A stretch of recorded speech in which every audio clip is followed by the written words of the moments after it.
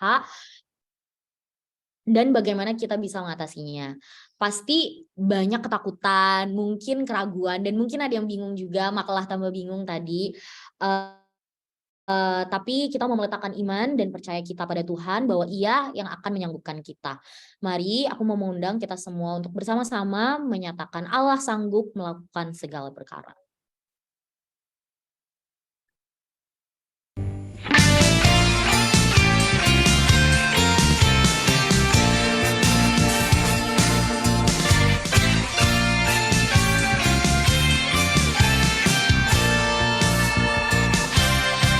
Apa yang tak pernah dilihat mata, yang tak pernah didengar telinga, yang tak pernah timbul di dalam hati, semua disediakan bagi yang mengasihi Dia. Apa yang tak pernah dilihat mata, yang tak pernah didengar telinga, yang tak pernah timbul di dalam hati, semua disediakan bagi yang mengasihi Dia.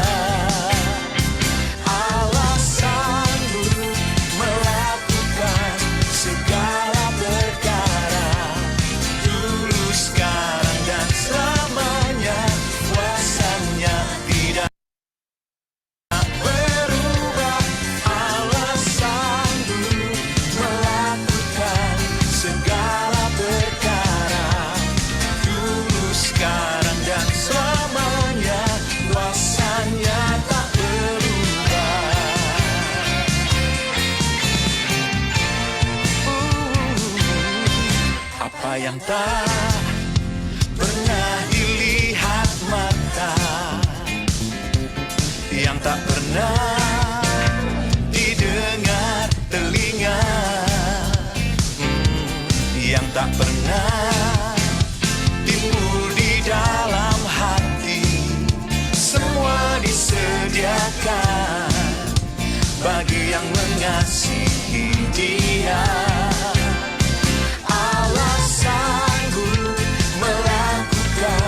Segala perkara, dulu, sekarang, dan selamanya. Kuasanya tidak berubah.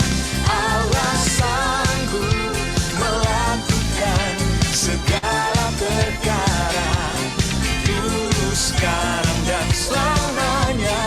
Kuasanya tak berubah. Bagi Allah tidak ada yang mustahil. Dia sanggup menyediakan segala yang terbaik bagi kita. Allah sanggup melakukan segala perkara, dulu, sekarang, dan selamanya. Kuasanya tidak berubah. Allah sanggup melakukan segala perkara, dulu, sekarang, dan selamanya. Kuasanya tak berubah. Oh, Allah sanggup melakukan segala perkara, dulu, sekarang, dan selamanya. Kuasanya tidak berubah. Allah sanggup melakukan segala perkara, dulu, sekarang, dan selamanya. Kuasanya tak berubah. Dulu, sekarang, dan selamanya. Dulu, sekarang, dan selamanya. Dulu, sekarang, dan selamanya. Kuasanya tak berubah.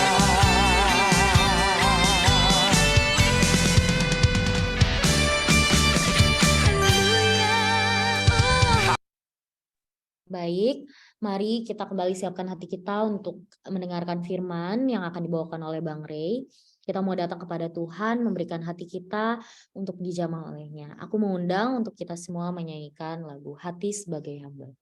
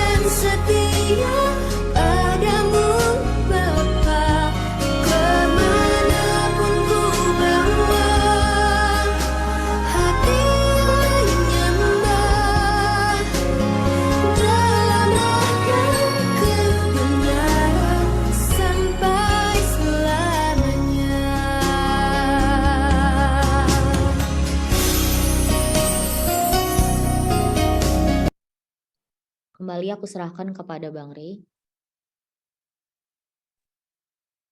Oke, selamat sore teman-teman semua.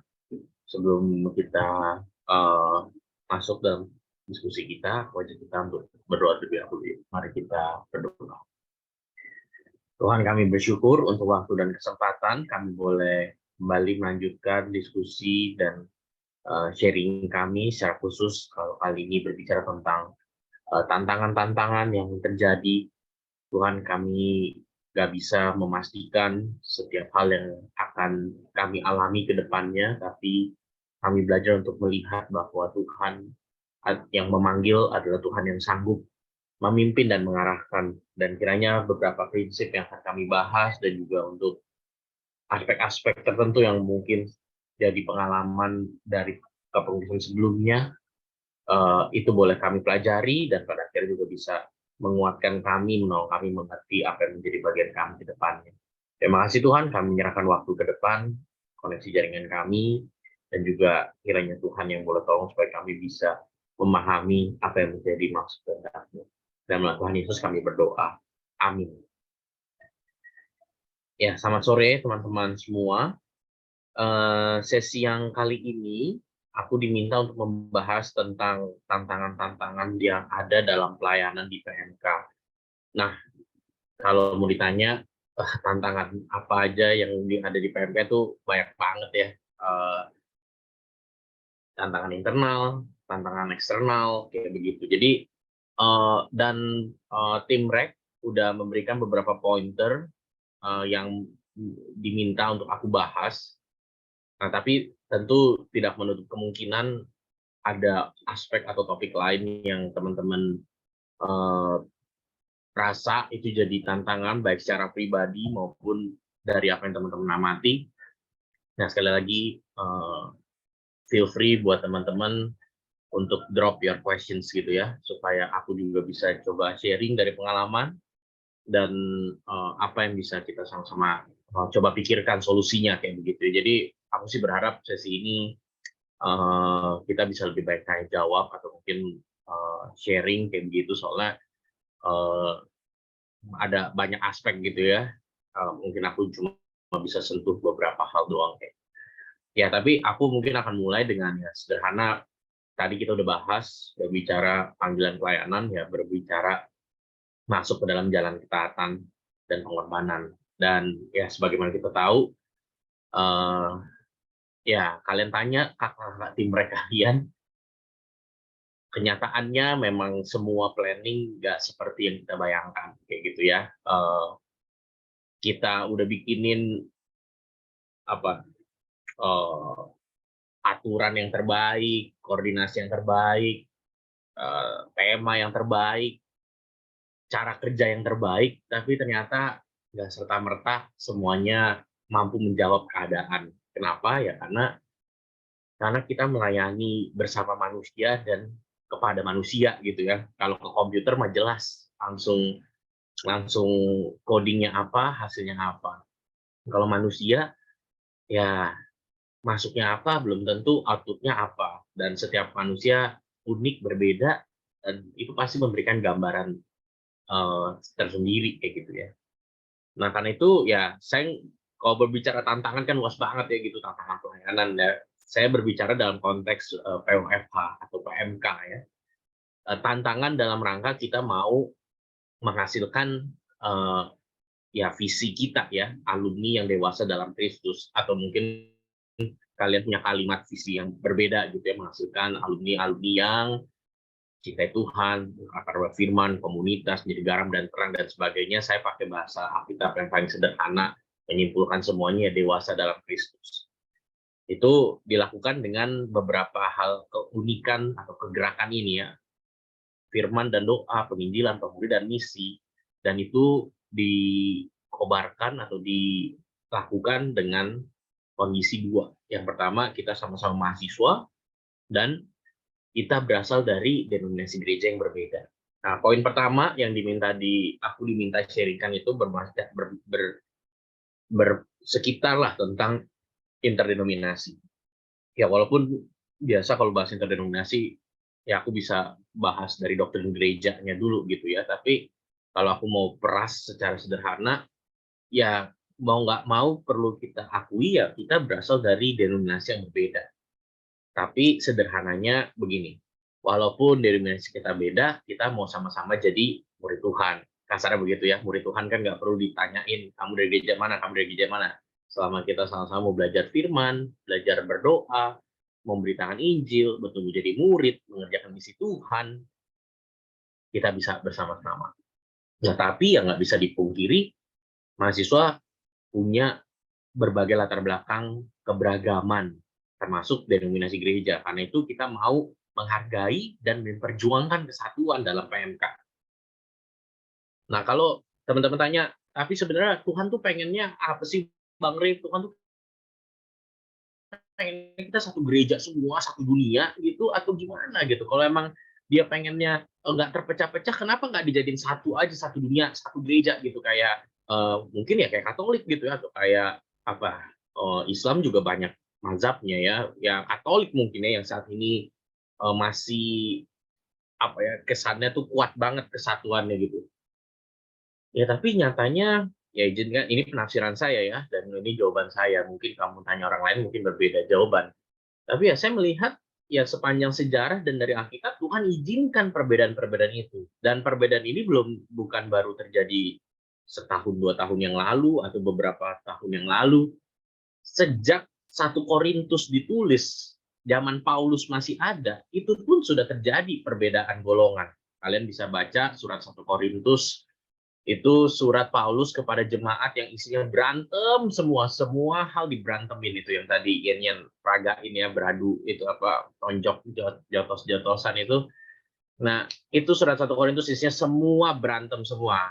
Nah, di pasal 1 ada yang bilang, aku ini golongan Paulus, aku ini golongan Apolos. Kemudian ada yang lagi bilang, nggak murni kalian, aku ini golongan Kefas, Petrus.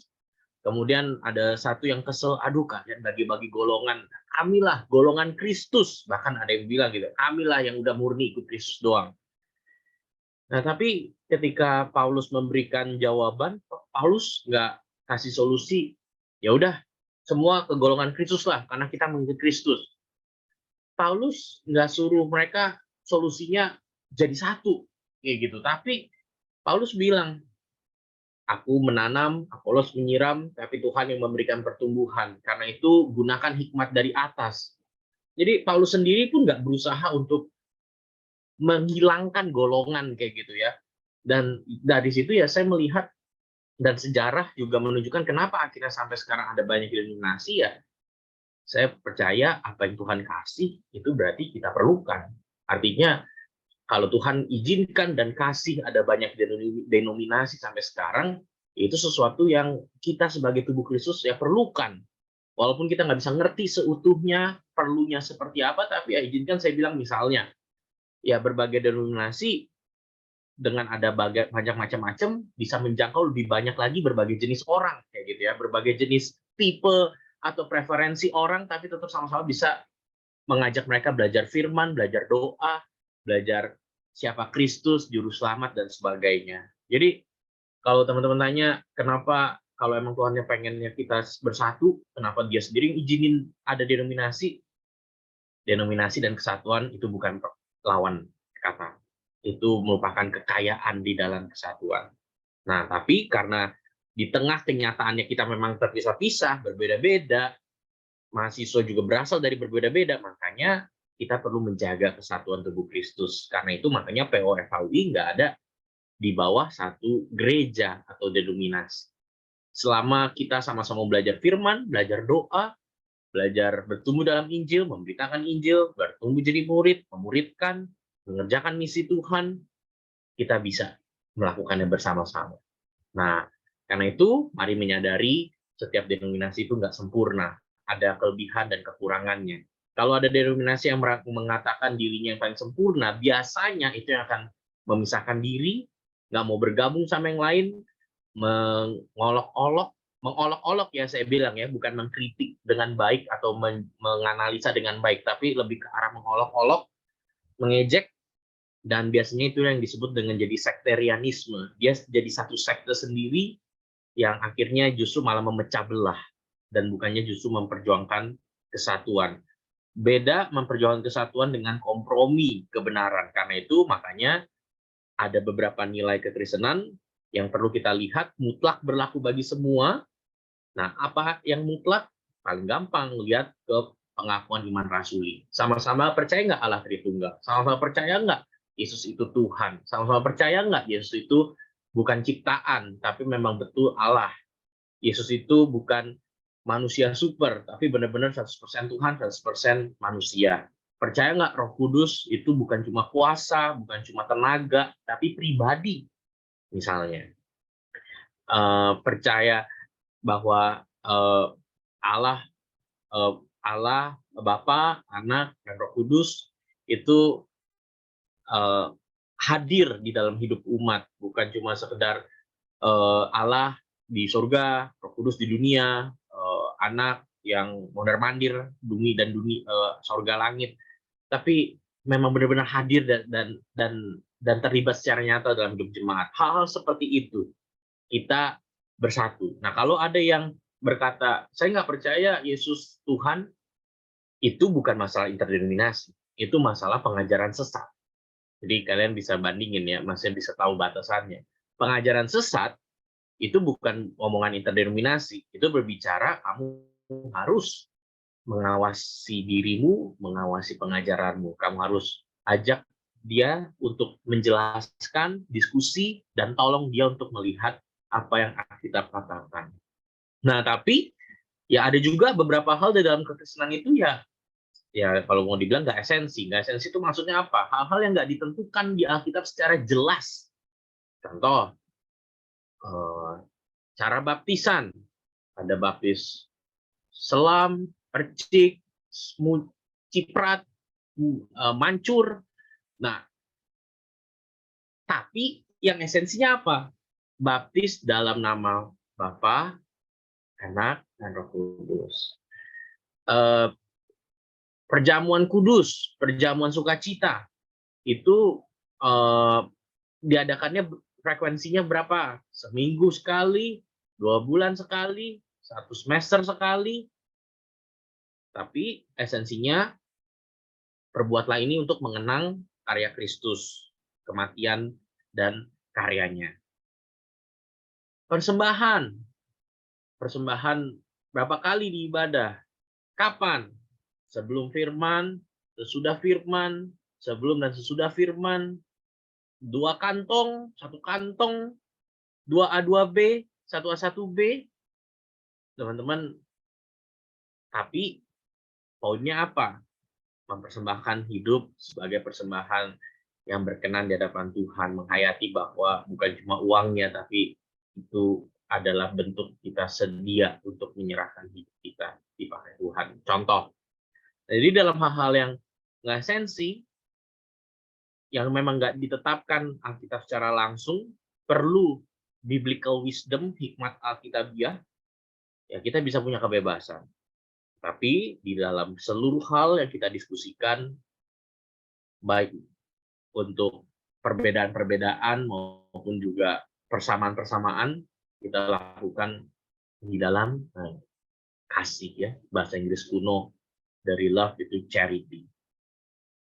Unity, liberty, charity. Nah, itu beberapa hal. Karena itu makanya kalau PMK sebagai gerakan interdenominasi, karena bukannya sekedar ya memang kita beda dari gereja gitu, bukan cuma sekedar apa ya ngomong ya emang kita kan bukan gereja, kita interdenom, tapi karena emang kenyataannya anggota kita dari berbagai gereja, tapi kita mau bertumbuh bersama, makanya kita mau menerima dan menghargai perbedaan-perbedaan yang ada.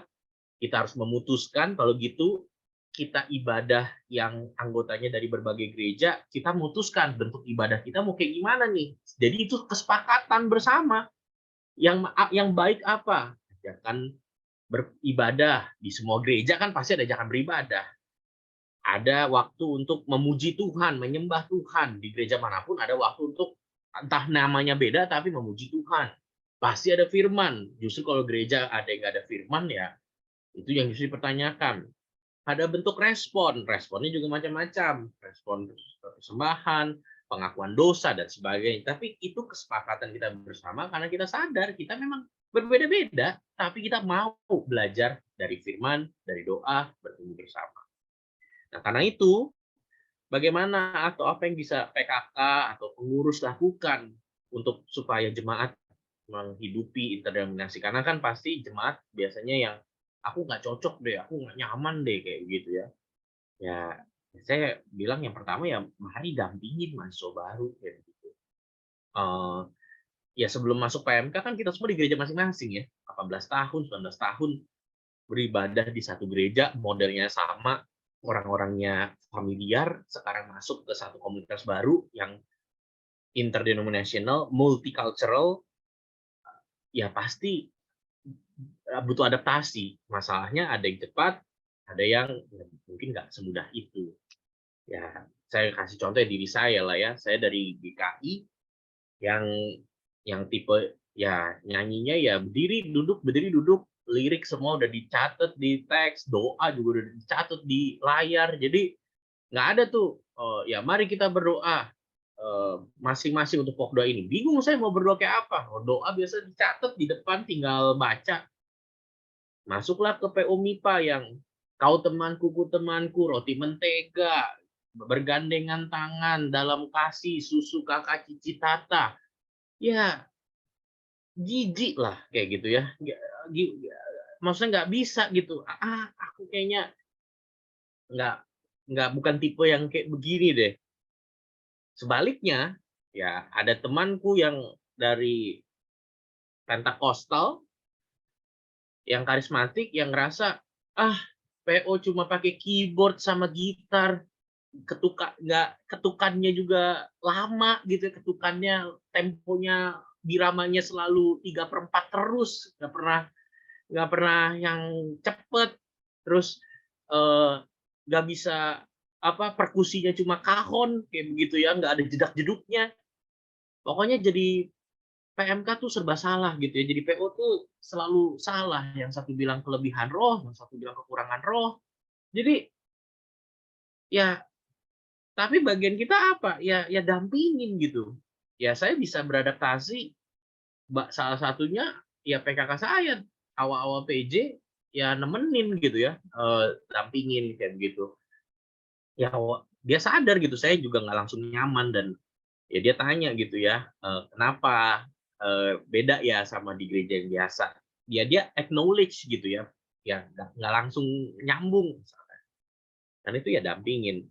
Dan ya bagi saya ya, mari terus bertumbuh dalam firman dan doa. Ada sudut pandang yang beda, lihat ke firman, jangan lihat kata pendeta saya, kata gereja saya, ya jelas lah wong pendetanya beda, gerejanya beda, mana ketemu.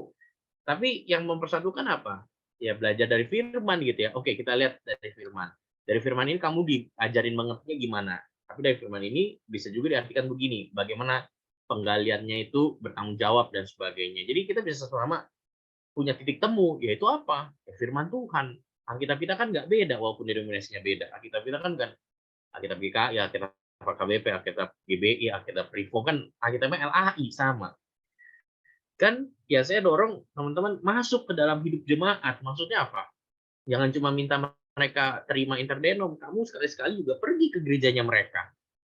Minggu besok aku ikut dong ke gerejamu, kita ibadahnya di gerejamu, pengen tahu dong dan sebagainya. Jadi ya kita juga ya itulah menunjukkan bahwa oh kakak ini ya ternyata bisa juga ya beribadah ke gereja yang lain yang bukan gerejanya dan bertumbuh juga gitu, menikmati juga, belajar juga misalnya. Dan dari situ kamu bisa makin tahu prinsip hidupnya, pemahaman yang diajarkan gerejanya dan sebagainya. Kenali kebutuhan akak kamu karena atau jemaat ya, karena kita kan jadi PMK Interdenom mau nggak mau kita ada batasan-batasan. Nah, tapi kita bisa melayani jemaat kita itu dengan jadi gap-gap yang nggak dicapai melalui PJ, ya kita bisa penuhi gitu ya.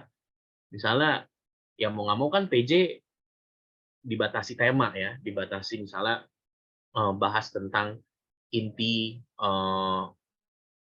misalnya contoh ya bahas tentang keselamatan. Nah tapi kan mungkin ada akak kamu yang tipenya baca buku banyak, sering membandingkan, sering lihat-lihat berbagai resource, dan keselamatan yang dibahas di PJ nggak nyampe misalnya tentang predestinasi sublapsarian, infralapsarian dan sebagainya. Tapi kamu ya kan ngobrol pribadi bisa kasarnya gitu loh. Kan itu nggak perlu jadiin tema PJ, tapi kalau kamu obrolkan, dia juga terpenuhi kebutuhannya. Atau misalnya buat teman-teman yang lebih dari sisi emosinya nggak terpenuhi, mungkin kamu bisa bantu dia untuk reflect, misalnya lagu apa yang berkesan dari PJ kemarin, atau ujian apa yang baru yang baru kamu dengar di PJ kemarin, ada yang berkesan nggak? Hal-hal seperti itu kan menolong memenuhi kebutuhan mereka. Ada yang mengadres kayak gitu ya, ada yang concern sama yang aku pedulikan, dan itu menolong mereka pelan-pelan beradaptasi. Nah itu ya sekali lagi, mari berdialog menggunakan Alkitab.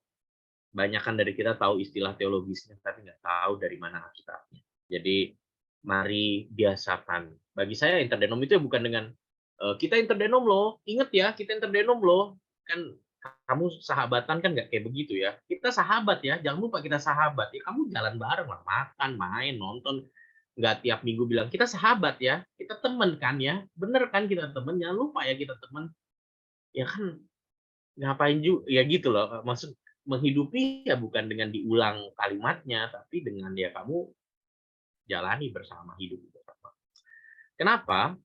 Ya saya masuk ke beberapa tantangan lain ya karena kita setiap hari harus apa ya, ya saya setuju kalimatnya Grant Skeldon ya, facing a daily battles. Hati kita itu selalu dalam kondisi diperebutkan gitu. Eh, kita diminta untuk memilih memihak sama siapa. Dan itulah yang dialami oleh jemaat. Jadi bagi saya eh, percakapan tentang interdenominasi dan perbedaan akan semakin kecil ketika kita sadar gitu. Sebenarnya yang kita mau jangkau itu atau yang mau kita bangun itu hati yang ditujukan kepada Tuhan, cinta yang ditujukan kepada Yesus kayak gitu. Karena setiap hari kita selalu diperebutkan, hati kita diperebutkan gitu. Ya 2 Timotius 2 ayat 2 Timotius 3 ayat 2 sampai 5 menyebutkan ini ya kondisi manusia yang pada masa sukar. Kata sukar yang dipakai itu kan dalam bahasa aslinya tuh sulit atau ganas sebenarnya lebih tepatnya, kondisi yang ganas yaitu mencintai diri, hamba uang, mereka akan mereka akan membual, menyombongkan diri, memfitnah, berontak terhadap orang tua, nggak tahu terima kasih. Kalau kalian peduli sama hal-hal seperti ini, atau kita mau sama-sama address hal seperti ini, sebenarnya percakapan tentang perbedaan latar belakang itu nggak terlalu habis waktu kita. Kita mau sama-sama bertumbuh, ngomongin, yuk kita belajar nggak menjelekan orang, belajar nggak mengekang diri gitu ya, belajar berhenti menuruti hawa nafsu daripada menuruti Allah dan sebagainya. Jadi teman-teman, dan uniknya masalah hati ini Bapak Johnson memberikan tafsiran yang menarik ya. Di dalam bahasa Inggrisnya, 2 pertama dan 2 terakhir itu menggunakan kata pecinta. Mereka akan menjadi manusia yang mencintai diri, lovers of themselves, hamba uang dalam bahasa Inggris pakai dan lebih tepat terjemahan Yunaninya lovers of money, menuruti hawa nafsu, lovers of pleasure, nyamanan, bukan sekedar kenyamanan ya, pleasure ya disenangkan gitu ya. Tapi juga menuruti Allah, lovers of God. Jadi kita sama-sama mau belajar mencintai Tuhan gitu ya daripada yang lain. Dan itu kan nggak pandang denominasi ya, nggak pandang latar belakang. Siapa yang mau sama-sama belajar mencintai Tuhan lebih dari mencintai uang, diri, kenyamanan, kita selalu bertumbuh. Dan bagi saya kadang-kadang ini juga yang membuat kita sulitan ketika menghadapi hal-hal yang menjadi tantangan ya. Ya, saya kalau berbicara tentang FOMO, bagi saya itu berbicara tentang cinta. Lawannya cinta itu bagi saya bukan benci ya. Cinta itu lawannya takut. Kalau cinta, kita siap other centeredness, kita siap mengasihi, kita siap memberi, berkorban. Lawannya dari itu, ya sebenarnya lawannya kasih ya dosa. Turunannya cinta, lawannya takut. Kalau kamu takut, kamu pasti berhenti buat orang lain. Kamu pasti berhenti buat sesamamu. Karena pasti takut akan membuat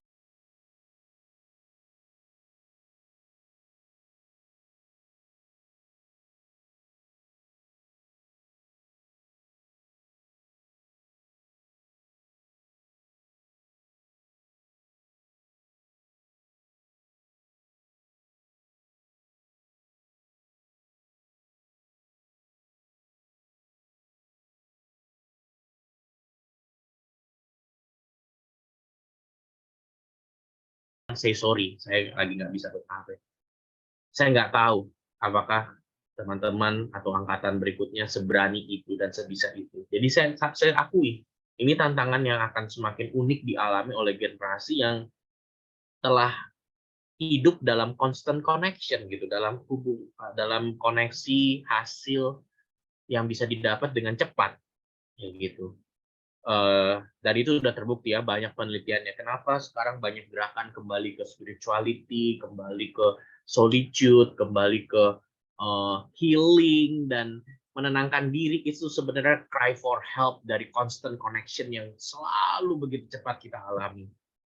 Dan pasti itu sedikit banyak mempengaruhi juga cara kita bersikap. Dan ya kadang-kadang kita nggak sadar, seperti katak yang ditaruh dalam tempurung, kalau langsung air panas, kodoknya langsung loncat. Tapi masalahnya hal-hal seperti ini, itu seperti katak yang masuk ke dalam air yang dingin, tapi direbus perlahan-lahan. Katak itu pertama menyesuaikan kulitnya, menyesuaikan dengan suhu yang naik, menyesuaikan dengan suhu yang naik, menyesuaikan dengan suhu yang naik, sampai batas tertentu, dia mati kerebus. Kita mungkin berpikir kita bisa menyesuaikan,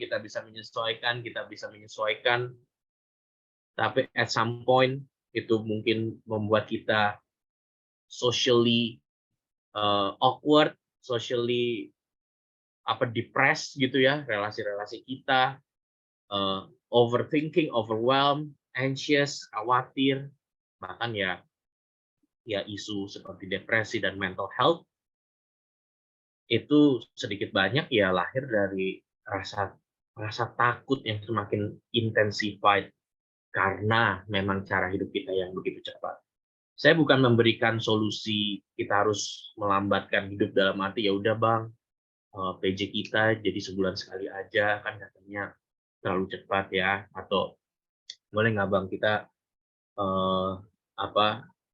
kuliahnya kalau bisa ya seminggu sekali aja. Ini bukan masalah activity. Kamu udah bisa PJ cuma sekali, tapi kamu tetap bilang, aduh sibuk Bang. Kamu udah bisa bilang bahkan kuliah cuma 1 minggu sekali, tapi kamu akan tetap bilang, aduh capek, aku sibuk. Dan kamu nggak tahu sibuknya kenapa. Kamu nggak tahu hektiknya kenapa.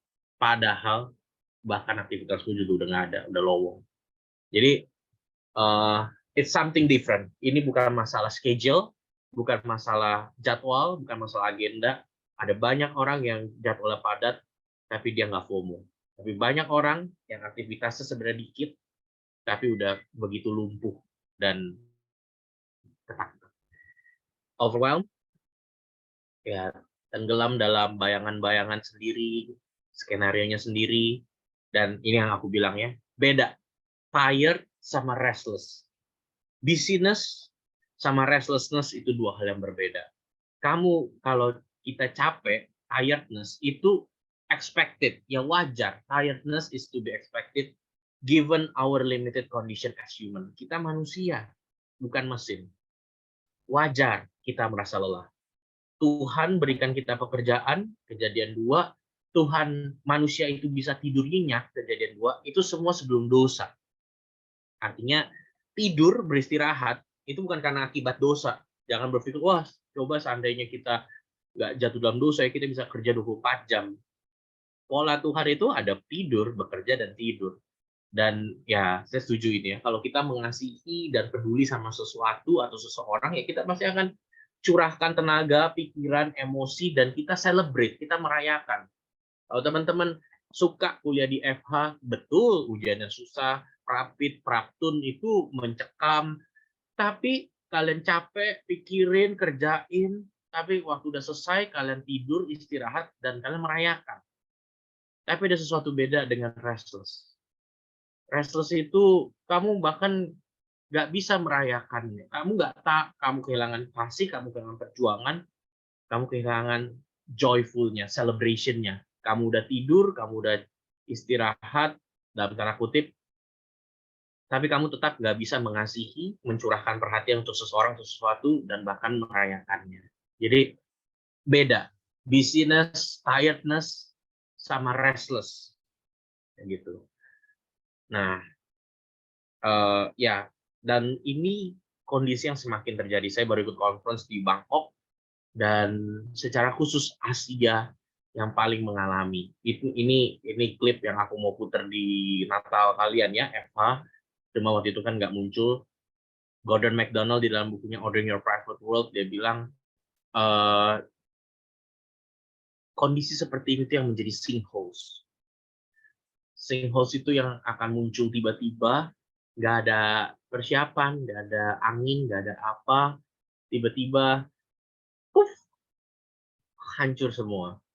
Dan secara penjelasan sederhananya, karena aliran air atau kadar air di bawahnya itu mengering, makanya semua hal yang di atas itu runtuh ke bawah. Ya, bagi saya ini juga menjadi tantangan pelayanan secara internal dan jemaat yang teman-teman layani. We live in a restless world, shaping us into restless self. Kita hidup di tengah dunia yang berkata produktif itu yang berharga, bekerja, bergerak itu yang berharga, dan itu yang membuat kita akhirnya nggak bisa membedakan. Apalagi, nah sekali lagi ya, kalian akan mengalami tantangan unik lah. Udah blur jam kerja dan jam istirahat, kalian akan masuk ke dunia pekerjaan yang nggak masalah, nggak datang jam 8, jam 9, asal workload-nya selesai. Walaupun kan itu mungkin sederhana kayak begitu, wah enak ya, sekarang nggak ada constraint waktu, yang penting workload-nya selesai. Tapi shifting seperti itu akan memberikan tantangan unik sendiri buat generasi ke depan. Kalian nggak punya boundaries yang jelas. Kapan waktu rumah, kapan waktu bekerja. Kalian diajarin lingkungan kerja itu family, sementara kalian juga ngalamin di rumah itu sebagai workplace. Wah, itu akan menjadi tantangan yang nggak mudah, sangat membuat kita sensitif, tapi itu yang akan membuat kita justru menjadi kosong kalau kita nggak hati-hati. Dan ketika kosong, semua menekan, semua yang di atas tadi ya, jalanan yang terkesan baik, nggak ada retak, nggak ada apa, tapi ketika bawahnya kosong, itu semua akan menekan dan menghancurkan. Semua hal baik, pekerjaan baik, uang baik, relasi baik, studi baik, tapi segala nilai baik melalui hal-hal yang baik menjadi hal yang melumpuhkan. Betapa sedih ya kalau kita pelayanan kan hal yang baik, tapi ya kita sering dengar gitu ya, banyak orang yang ya karena pelayanan jadi hilang, jadi mundur, karena rekan pelayanan atau koordinasi jadi apa ya, ya nggak mau lagi terlibat kayak gitu. Hal-hal baik, nilai baik, tapi menjadi hal-hal yang melumpuhkan. Tapi ya ketika restlessness kita mau akui, kita mau hadapi, itu can lead to repentance and renewal. Bisa memimpin kita pada pertobatan dan pembaruan. Yang jadi masalah adalah ketika kita biarkan, kita minimalisir. Ya, ya udahlah, yang penting buatku jadi pengurus itu masalah get jobs done, tik tik tik tik gitu ya, centang centang centang centang, tapi nggak pernah sungguh-sungguh tahu sebenarnya apa yang terjadi sama hatiku dan diri. Itu akan membuat yaitu ya sinkholes tadi ya, luka buat dirimu, dan itu juga berbahaya buat sesama. Karena itu ya saya bersyukur kali lagi ya, kabar baik mengingatkan kita ya, Yesus memang datang bukan untuk minta dilayani, Markus 10:45 ya.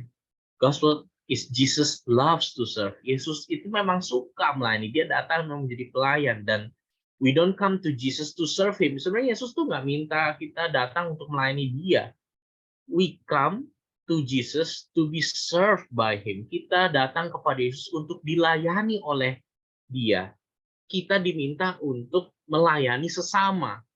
Dan ketika kita datang sama Yesus, dia datang untuk memang menguatkan, meneguhkan, menopang, mengarahkan, membimbing, melayani kita.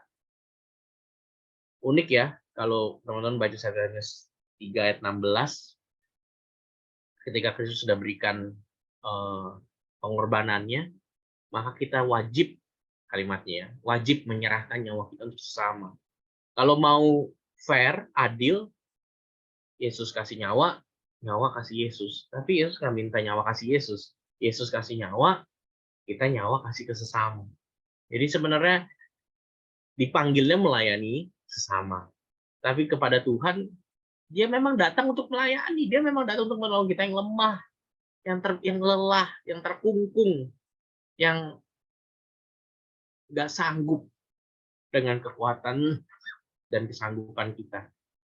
Nah, karena itu ya saya berbicara tentang tadi ya, aku diminta bagaimana pelayanan dan hidup relasi pribadi dengan Tuhan. Itu sering yang jadi tantangan juga dari evaluasi kakak-kakak Timrek. Ya, saya bersyukur gitu ya, Tuhan itu Tuhan yang sebenarnya mau berbicara, mau ngobrol. Saya setuju kalimatnya Tim Keller ya. Prayer is a continuing conversation. Doa itu bukan bikin laporan ya, bukan bikin LPJ. Hari ini udah ngapain aja Tuhan. Atau bikin proposal, kami mau PJ Tuhan. It's a conversation, continuing conversation. Pembicaraan yang berkelanjutan yang, nah ini ya, God has started. Sebenarnya Tuhan yang mulai, Tuhan yang nyapa, Tuhan yang mau ngomong. Melalui apa Tuhan ngomong? Melalui firman-Nya, melalui anugerahnya. Dan ketika kita responi, menjadi full encounter with Him. Sama ya, dalam sebuah relasi atau percakapan kan, ya kita perlu mendengar dan merespon gitu ya. Kamu nggak bisa dalam sebuah relasi atau percakapan, ya ya udah dengar terus apa, ada suara, ya udah terus tapi kamu lewat begitu aja ya. Kamu perlu dengar, kamu perlu pahami suara itu tuh maksudnya apa. Dan setelah itu kamu responi. Nah, teman-teman, itu juga. Jadi saya mau bilang begini, bukan saat teduh yang menguatkanmu, tapi percakapanmu dengan Tuhan di dalam waktu saat teduh itulah yang menguatkanmu. Bukan udah nggak bolong seminggu itu yang apa ya, yang dalam tanda kutip mengubahkanmu, tapi Tuhan yang di dalam waktu-waktu saat teduh itu yang kepadanya kamu bercakap, meresponi, curhat, cerita, sampaikan, itulah yang membentuk kita, kayak gitu ya. Kamu bisa jadi orang yang selalu datang PJ, datang PD, datang kelompok apa doa begitu, tapi tetap nggak punya waktu untuk berbicara dengan Tuhan. Makanya saya sering bilang sekali lagi, ini mungkin terkesan basic, tapi memang hal inilah yang ya saya juga bisa sharing dari pengalaman menghadapi FOMO, baik menghadapi konflik, menghadapi perbedaan yang aku harus responi, di samping juga kondisi jemaat yang nggak semuanya baik juga, di tengah juga kerapuhan saya, dosa-dosa pribadi saya perlu datang sama Tuhan. Dan ya, datang sama Tuhan tuh nggak macem-macem gitu ya, nggak perlu pikirnya apa, oh mesti lagi mood yang kayak begini, mesti lagi yang suasana kayak begini. Kamu bisa datang sejauh, yuk ambil waktu, buka kitab, buka catatan, kamu punya waktu buat mencatat. Saya sharing pakai pakai bentuknya catatan ya. Kalian bisa pakai HP, kalian bisa pakai notes. Tapi ya saya orang yang lebih prefer nulis. Jadi saya sharingkan ya buat saya Alkitab, catatan, tulis. Kamu bisa coret-coret. Kalau kamu bahkan nggak bisa ngomong sama Tuhan, kamu bisa tuliskan dari tulisan-tulisan itu through His grace ya. God has started through His grace. Oleh karunia-Nya, kamu bisa mulai perlahan-lahan melanjutkan percakapan itu. Dan nggak perlu sendirian kok. Kamu bisa ajak sahabat atau kakak rohanimu melakukannya bersama-sama. Berdua, bertiga, atau satu bidang. Sebulan, seminggu sekali rapat, minggu ketiga, selalu waktu rapat itu untuk saat teduh dan berdoa bersama. Ya, anggap mungkin kalau terlalu berat nama, kami KTB bidang, terlalu berat nama, kalian merasa tertekan, ya udah. Kalau kalian biasa rapat minggu kedua, minggu keempat, maka mungkin minggu ketiganya itu ambil waktu untuk berdoa dan baca firman bareng. Nggak harus PA, mungkin kalau kamu terbeban apa, aduh PA nih pertemuan, baca Alkitab bareng atau saling sharing gitu. Seminggu ini saat teduh apa yang berkesan, bagaimana apa yang bisa kami doakan, bagaimana kamu mau didoakan, hal-hal seperti itu Kalau memang kita sadar itu hal yang penting, ya pasti kita perjuangkan lah, pasti kita kasih waktu. Ya, ini beberapa contoh saja contoh praktis aku diminta untuk bagikan. Ya, kalau mungkin teman-teman susah pakai bahan PA karena dan nggak ada bahan PA yang paling tepat juga ya. Misalnya ada nggak bang bahan PA tentang kelelahan? Ya mungkin nggak segampang itu dapatnya. Tapi mungkin kamu bisa dari satu perikop pakai cara ini 3R ya. Rejoice, repent, request. Apa yang kamu lihat tentang Tuhan dan kamu syukuri dari perikop tersebut, apa dosa atau pemberontakan yang Tuhan ajak untuk saya akui dan bertobat, repent. Dan dari perikop ini, kira-kira permohonan apa yang perlu saya mohonkan untuk diri saya dan untuk sesama saya. Belajar tentang apa, dan kira-kira apa yang mau kamu mohonkan untuk dirimu dan orang-orang yang kamu layani. Request. 3R. Masing-masing kerjain dulu 15 menit, kemudian 15 menit berikutnya saling sharing 3R-nya masing-masing, doain sebelah kanan, mulai rapat. Kamu bisa lakukan ini 30 menit sebelum koordinasi. Atau kalau koordinasi yang online, ya bagi ke breakout room. Lakukan bersama, hal seperti itu. Atau 3R, selain 3R ini ya, ACTS, X, Adoration, Confession, Thanksgiving, Supplication. Intinya sama. Penyembahan, pengakuan dosa, Thanksgiving, ucapan syukur, dan juga permohonan untuk dirimu dan untuk orang-orang lain yang kamu layani atau orang sekitarmu dari perikop tersebut. Nah, ini simple exercise seperti ini yang menolong ya kita sadar ya, dan ya berkaitan dengan tantangan tadi ya mau dari gereja manapun, latar belakang denominasi apapun, tapi sama-sama kumpul mengelilingi Alkitab dengan pertanyaan pembanding ini, bagi saya itu pengalaman yang sangat indah. Dengan buku renungan kamu bisa pakai ya, kalau teman-teman ya, saya semenjak ada Lukas anak saya rada susah ya journaling karena pagi dia udah bangun, malam juga nemenin istriku bantu makan dia karena udah mulai pasti dan sebagainya. Ya saya sadar ada seasons, ada musim-musim di mana hidup saya tuh, saya mikirnya saya tuh biasa dulu saat teduh tuh ada kali sejam setengah. Karena saya baca perikopnya, saya catat, saya coret-coret, baru saya responi dalam doa. Tapi setelah ada Lukas, nggak bisa. Tapi ketika nggak bisa, ya saya sadar nggak bisa. Bukannya berarti, berarti saya nggak bisa deh berrelasi sama Tuhan. Waktu lebih kosong saya kapan? Itu jam makan siang. Jadi jam makan siang, saya mungkin nggak bisa kayak dulu lagi saat teduh bentuknya ya, catat, coret, 1,5 jam. Ya akhirnya saya pakai buku renungan, tapi saya set aside 30 menit jam makan siang. Karena itu jam yang lebih orang kosong, nggak diganggu gitu ya, nggak sambil kerja sesuatu atau komunikasi sesuatu, dan itu menolong kayak begitu. Jadi saya juga sadar gitu ya, seasons dalam hidup kita beda-beda. Ada yang mungkin nggak bisa pagi, nggak bisa sore, ya mungkin jam-jam aneh, tapi kamu tahu itu waktunya conversation with God. Gitu. Ya, saya setuju kalimatnya Matthew Henry ya.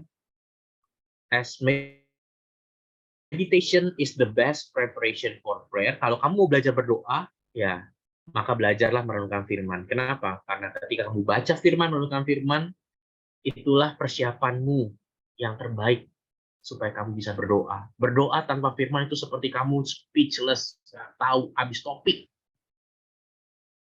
Dan itu yang bikin kita kadang-kadang awkward sama Tuhan. Doanya itu lagi, mohonnya itu lagi. Kadang-kadang kamu juga udah nggak you mean what you say gitu ya. Kamu cuma kayak ngulang lagi pokok doa. Tapi ketika kamu baca firman, itu yang akan memperkaya. Mau minta apa, mau ngaku apa, mau nyembah sisi aspek Tuhan, karakter Tuhan yang kayak gimana. Meditation is the best preparation for prayer. Dan demikian, prayer is the best issue of meditation. Kalau kamu sungguh-sungguh merenungkan firman, maka sebenarnya hasil terbaiknya itu bukan sekedar kamu hafal, bukan sekedar kamu dapat insight baru, bukan sekedar kamu kayak, wah sekarang aku ngerti ya Tuhan kayak begini. Tapi hasil terbaik ketika kamu sungguh-sungguh merenungkan firman sebenarnya enggak. Kita akan berdoa, kita akan curahkan kekaguman kita, kekagetan kita, shock kita, ketidakterimaan kita, perasaan tidak adil itu kita akan, tapi kok begini Tuhan kenyataannya, tapi itu akan membawamu berelasi, continuing conversation. Jadi teman-teman yang FOMO,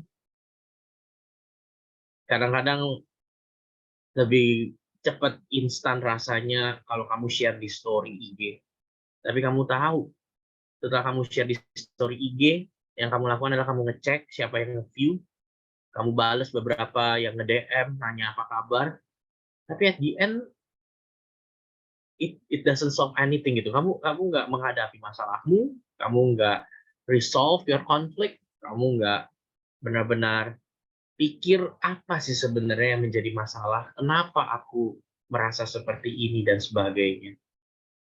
Jadi jangan takut gitu ya untuk ambil waktu, diam, pikirkan apa ketakutanmu, apa kekhawatiranmu, hadapi, dan mungkin nggak langsung Tuhan jawab, nggak langsung serta-merta selesai, tapi kamu tahu hanya di dalam Tuhanlah yang paling mengerti, yang paling mengenal dirimu dan kecenderungan.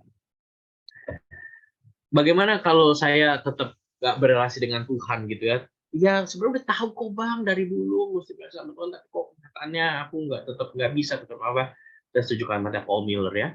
A lack of prayer, a lack of quiet time, a lack of spiritual relationship gitu ya. Itu bukan masalah spiritualitas. Itu adalah masalah idolatry, berhala. Kenapa?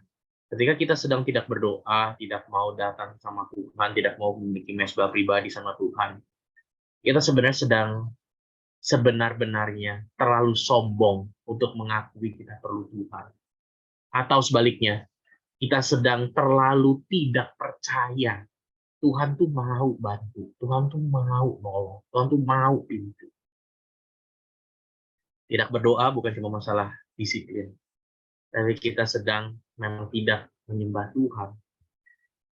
Paul Miller lanjutin kalimatnya di dalam buku. If you are not praying, kalau kamu tidak berdoa, ini bukan cuma masalah tindakan berdoanya ya, tapi dalam relasi dengan Tuhan. You are quietly confident. Kamu mungkin nggak lantang, tapi sebenarnya tetap secara diam-diam kamu berpikir, kamu percaya bahwa hidup ini cuma butuh time, money, and talent. Kamu cuma butuh waktu yang lebih baik, punya uang yang bisa membantu kamu akses sesuatu, punya power, di balik uang itu berbicara tentang punya power, punya cukup bisa mengendalikan, menguasai, dan talent. Ya kamu, ya hidup ini cuma cukup time, money, talent. Waktu, uang, talenta. Talenta itu jabarin ya, pengalaman, CV, apapun itu. Dan ya ketika ditanya mau tentang berrelasi dengan Tuhan, tentang datang sama Tuhan, you'll always be a little too tired, a little too busy. Selalu sedikit terlalu capek, sedikit terlalu busy. Seandainya aku nggak secapek ini, seandainya aku nggak sesibuk ini, seandainya aku nggak sepadat ini, selalu seandainya aja aku nggak terlalu always a little too, a little too, a little. Makanya Tim Keller bilang dalam bukunya ya, to fail to pray is not merely to break some bridges. Kalau kamu tidak mau datang sama Tuhan, tidak berdoa, sebenarnya itu bukan sekedar kamu nggak melakukan kegiatan aturan agama gitu, bukan sekedar kamu melanggar satu perintah agama. Sebenarnya it is a failure to treat God as God. Kita sedang tidak memperlakukan Tuhan sebagai Tuhan. Kenapa ya? Kita nggak percaya, kita nggak terlalu sombong atau terlalu tidak percaya untuk mengaku dia Tuhan yang sanggup menolong, yang kita butuhkan, dan kita nggak mau datang kepada. Dan itu ya saya berdoa teman-teman, saya ada teman pelayanan dari Mongolia dan dia kasih ilustrasi yang menarik ya, di pegunungan Mongolia itu sebenarnya banyak pohon bambu. dan pohon bambu itu tinggi gitu ya, menjulang. Tapi ketika musim salju yang saljunya turun dan anginnya kencang, itu pohon bambunya itu tuh bisa melengkung gitu ya, melengkung sampai bahkan kadang-kadang kalau di gambarnya cuma melengkung begitu ya, kadang-kadang sampai nyentuh tanah. Jadi benar-benar setengah lingkaran begitu karena timbunan salju dan angin yang kencang, tapi dia nggak patah.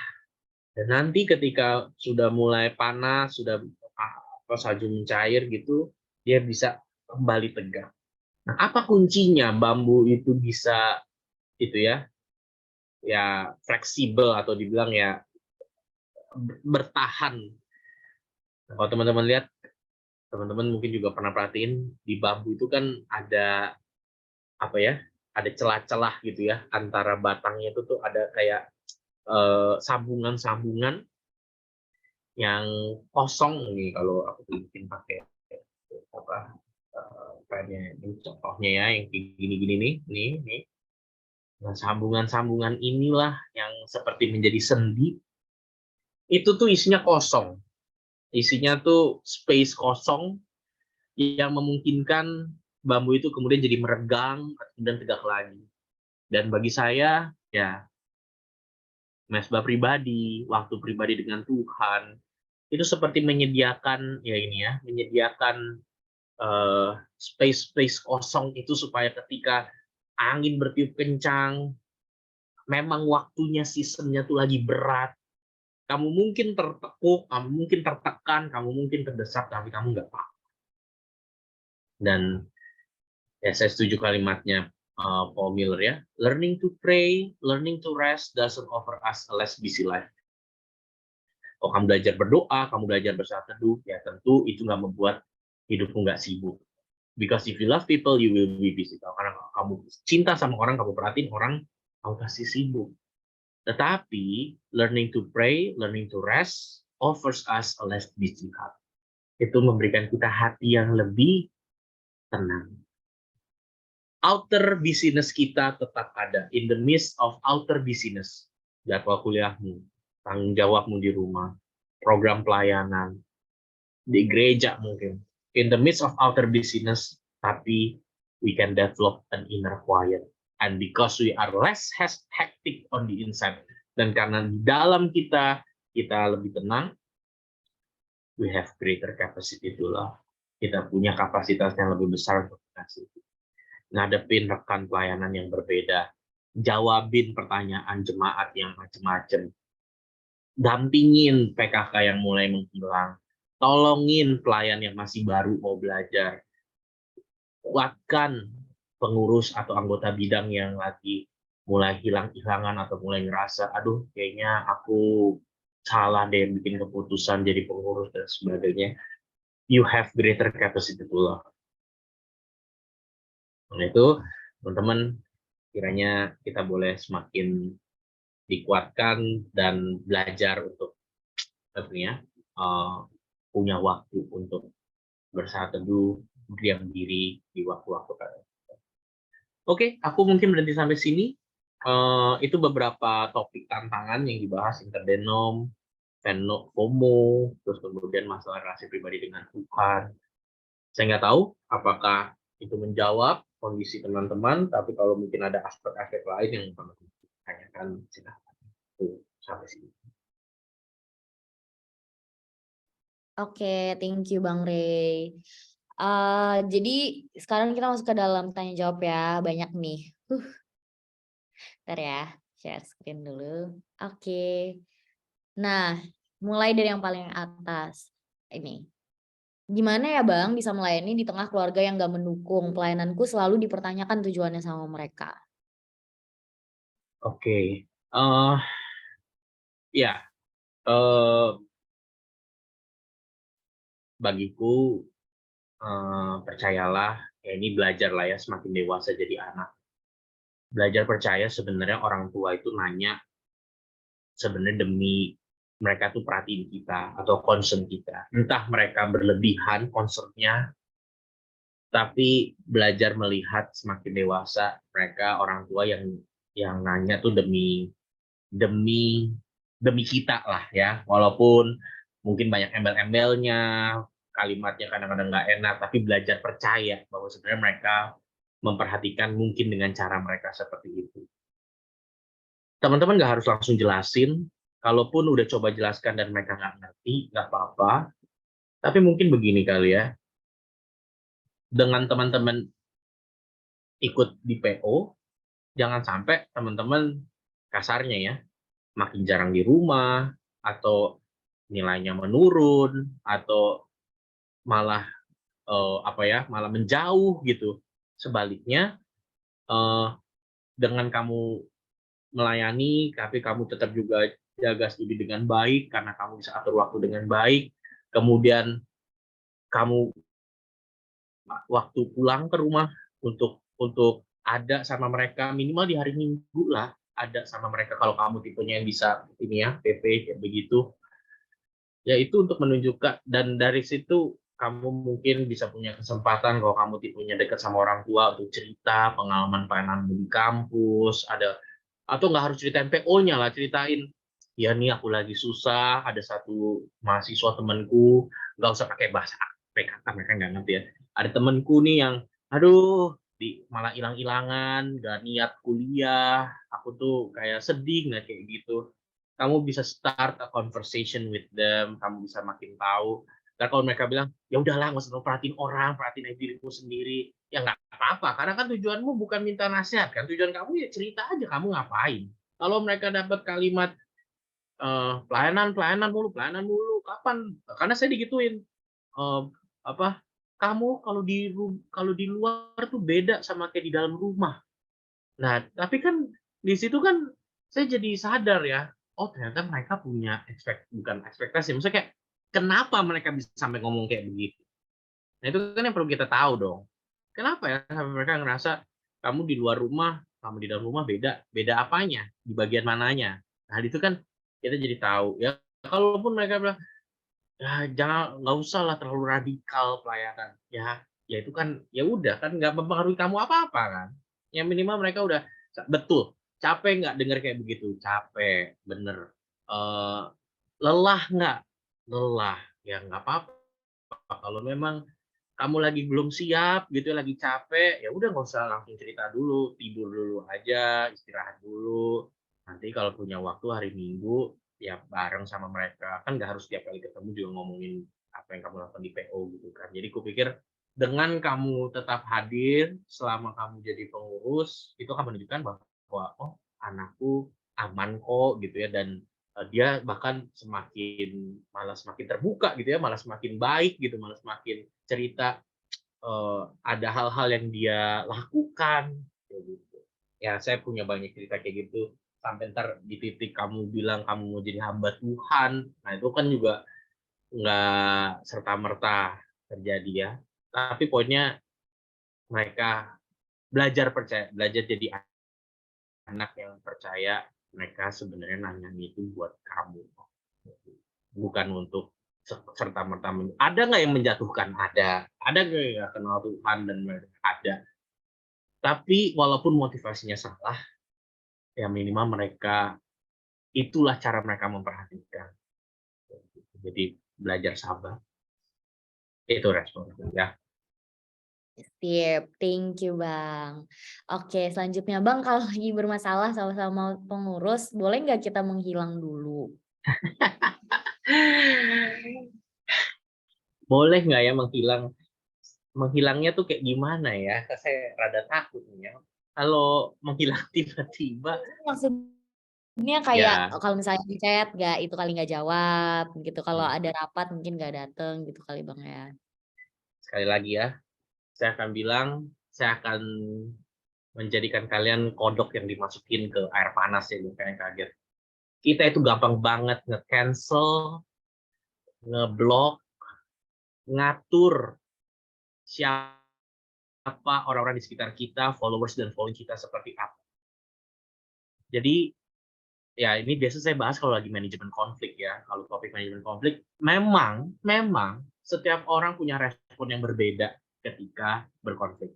Ada yang ya kalian mungkin pernah dengar ya, ada yang tipenya saya lupa, ada pakai binatang-binatang ya, ada yang langsung berhadapan, ada yang seperti kura-kura masuk ke cangkangnya kayak begitu. Tapi itu hanya initial response. Itu hanya respon awal.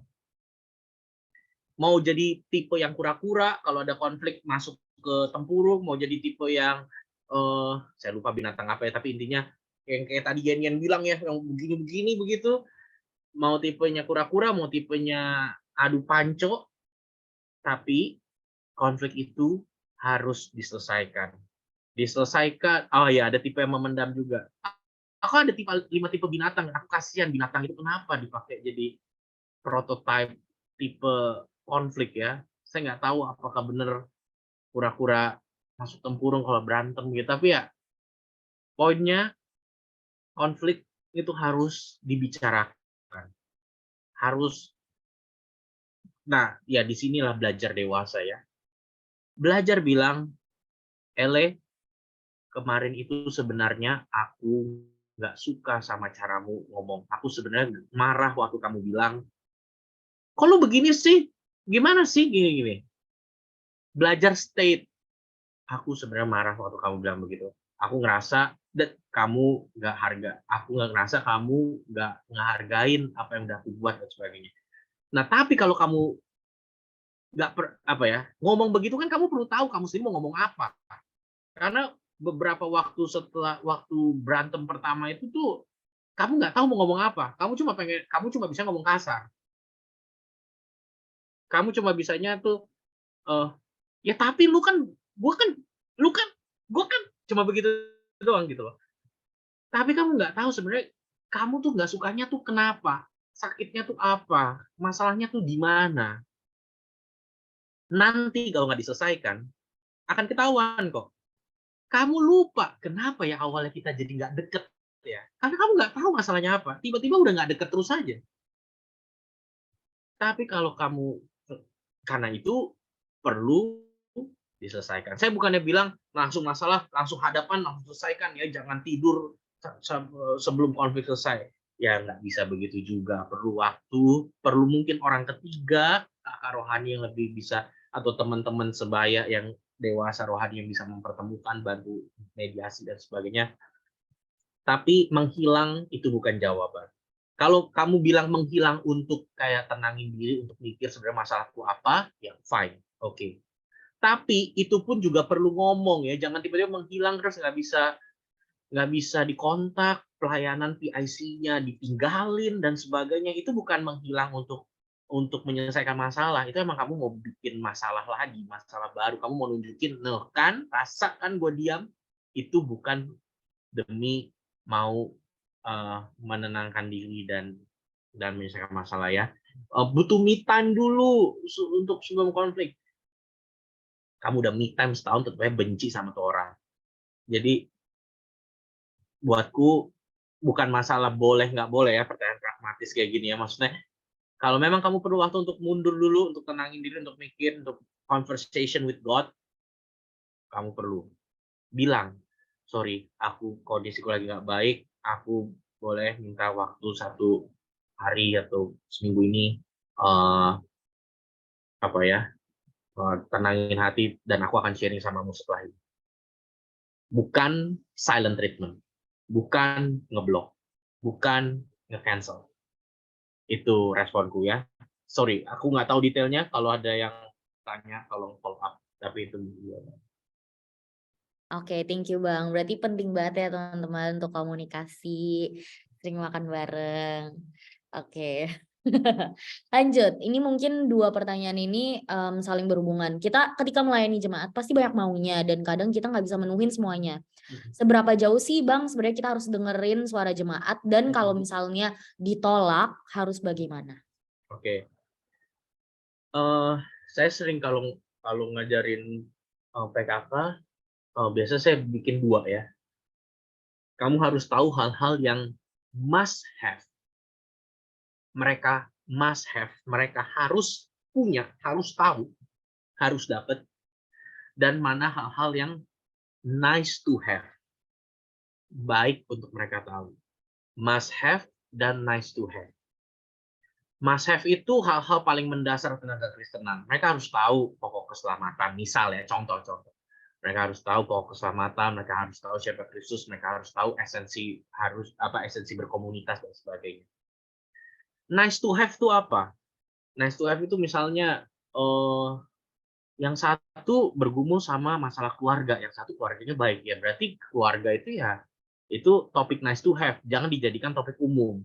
Atau topik tentang manajemen waktu gitu ya, yang satu hidupnya berantakan, yang satu teratur, ya udah berarti yang berantakan itu nice to have, manajemen prioritas misalnya, tapi nggak perlu dijadikan topik bersama. Nah, sama gitu ya teman-teman, karena waktu kita terbatas, kalian kan nggak akan melayani jemaat sampai seumur hidup mereka. Mereka cuma dilayani di POFA itu ya 2 tahun, 3 tahun, selama teman-teman jadi pengurus, ya pokoknya dalam masa 4 tahun, itu mereka terlibat di POFA. Nah, maka selama periode 1 tahun, apa ya kira-kira yang must have, apa ya kira-kira nice to have.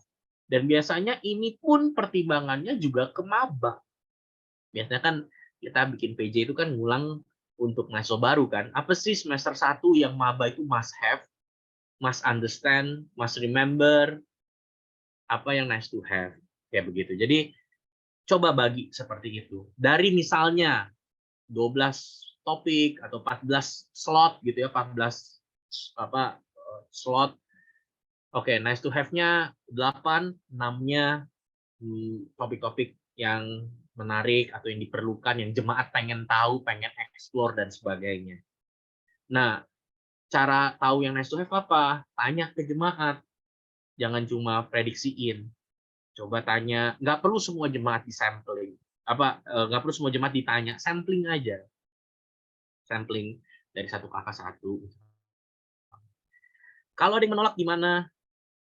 Ya udah, nggak usah gimana-gimana. Yesus ditolak, Paulus ditolak, Petrus ditolak. Kamu bukan orang pertama di dunia ini yang ditolak ketika melayani. Tapi artinya apa? Bukan kamu yang ditolak. Dunia menolak Tuhan. Selama caramu benar ya, kalau caramu songong ya benar kamu ditolak gitu. Tapi kalau memang kamu dengan sudah 100% memperhatikan, mengusahakan, dan memang mereka menolak, it's okay, nggak apa-apa. Dan itu juga bukan akhir perjalanan iman mereka ya. Mereka menolak kamu di POFH, bukan berarti mereka nggak bisa bertobat waktu nanti jadi alumni, ada orang yang datang melayani. Jadi, it's not the end for you, it's not the end for them. Kalau mereka untuk saat ini memang menolak, apa-apa. Saya punya banyak cerita, itu semua saya udah lihat dengan mata kepala sendiri. 3 semester menolak, semester waktu skripsi baru minta di-KK-in. Dan ya udah, nggak apa-apa. Ya memang perjalanan orang akan macam-macam gitu loh, tapi ya mau nggak kita tetap melayani, mau nggak tetap kita open invitation, ajak, bagikan, share, hal seperti itu. Oke, thank you Bang. Selanjutnya ya, menurut Bang Rey selama menjadi pengurus, paling besar tantangan internal atau eksternal? Dengan mudah saya bilang internal. Kenapa tuh Bang? Bagi saya, mahasiswa kalau diinjek-injek tuh masih bisa terus aja cari jalan. Tapi konflik, nggak terbuka, malas-malas gitu ya, itu kan termasuk internal ya, misalnya malas-malas gitu, emang nggak mau berjuang, itu yang bikin dalam tanda kutip nggak bisa apa-apa. Baik sebagai pemimpin, nanti ketika pemimpin kok kayaknya anak-anakku kayak begini, susah banget dikontak, dan dia nggak secure tentang dirinya, aduh aku pemimpin yang gagal ya, aku kayaknya kok periodeku semuanya menurun, periodeku semuanya berantakan, mulailah salah tingkah sama diri sendiri, mulailah salah tingkah sama Tuhan, mulailah salah tingkah sama sesama. Yang adik yang malas-malas itu juga jadinya nggak ada yang ngingetin, nggak ada yang nguatin, nggak ada yang tegur, nggak ada yang berani bilangin. Teruslah dia diam di dalam mungkin kemalasan atau keengganannya dan sebagainya. Jadi bagi saya eksternal sulit, nggak boleh ini, nggak boleh itu, nggak dapat ini, nggak dapat itu, tapi selalu ada cara, selalu kalau secara internally kita committed, bersatu, kuat, selalu ada jalan. Tapi kalau secara internal kita nggak mau deal gitu ya, nggak mau deal with that, deal with the challenge, address the challenge, nggak ada masalah di luar pun juga selalu ada masalah tiba-tiba. Jadi itu respon pengalamanku. Oke, thank you Bang untuk sharing pengalamannya. Selanjutnya Bang, ini tentang FOMO tadi. Aku tahu kita nggak perlu FOMO, Tuhan rencana yang terbaik buat kita, tapi prakteknya susah, apalagi anak-anak FH rata-rata high achiever semua. Gimana ya Bang? Mungkin FOMO Iya, iya. pasti sih. Cara cara kamu berhenti FOMO, berhenti takut, itu bukan dengan cara berhenti gini, sorry, berantakan kamu tuh. Cara kamu berhenti nggak takut, takut itu bukan dengan nggak takut gitu ya. Ya udah, saya berarti harus nggak takut. Berhenti takut dengan cara mengasihi, peduli sama sesama, perhatiin Tuhan dan perhatiin umatnya. Lah, kamu nggak bisa berhenti takut dengan cuma ya udahlah saya mau nggak takut lagi. Kamu akan tetap lirik sana lirik sini, tetap lihat tapi kok mereka begini ya, aduh tapi bener nggak sih? Tapi bagi saya bukannya bilang, sorry ya jangan salah tangkap ya. Oh kalau gitu kalau kita nggak FOMO berarti kita low achiever aja ya, jelek-jelek aja, standar-standar aja. No, kamu tetap harus excellent dalam studimu. Tapi ada bedanya achieving high, commit, excellent, beri yang terbaik, nugas yang terbaik, sama ketakutan, selalu khawatir kalau aku kalah baik, kalah bagus, nanti aku ketinggalan yang ini, nanti aku nggak dapet yang ini, sehingga kamu nggak punya waktu untuk others. Ya begitu. Saya bukannya mengecilkan, ya sekali lagi ya, saya bukannya mengecilkan, iya bang, tapi kondisi FH memang rata-rata nilainya bagus semua. Emang FH tinggi-tinggi nilainya ya itu ya berarti kamu harus belajar dengan baik, itu bukan bukan jadi kayak ya semuanya harusnya jadi low bang, kalau semuanya low saya jadi nggak FOMO, bukan itu solusinya. Ya kalau semuanya memang baik, excellent, pintar dalam studinya, ya kamu juga harus pintar, kamu harus baik, kamu harus menangkap, kamu harus excellent, give the best ketika ngerjain tugas dan sebagainya. Tapi ada bedanya ketika kamu karena mau dapat yang terbaik, mau nugas, kamu akhirnya jadi tinggalin semua pelayanan, nggak peduliin koordinasi, nggak komunikasi, gampang dengan mudah membatalkan janji, dengan mudah telat dan nggak ikut apa yang sudah dikomitmenkan. That's another kind of apa ya, itu dua hal yang berbeda. Kayak begitu. Jadi kamu nggak harus tertekan lulus cum laude, tapi kamu selalu berikan yang terbaik dalam tugasmu. Kamu nggak harus tertekan semua 3,5. Tapi kalau memang Tuhan buka kesempatan 3,5, kamu memang sanggup lakukan ya dan jalani pelayananmu. Tapi ya itu komunikasikan, jangan bikin ya karena gue kan mau 3,5, semua harus ngerti gue kan memang paling susah sebarel ini.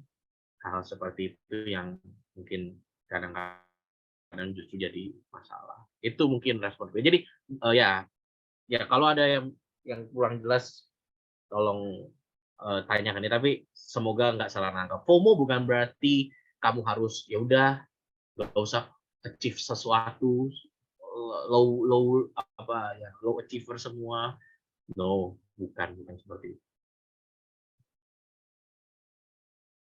Setuju banget. Lagian bisa nggak sih jadi pengurus tapi melakukan sesuatu juga? Kan Bang Rey, dengar Bang Rey ini ya, apa, Mapres ya Bang ya?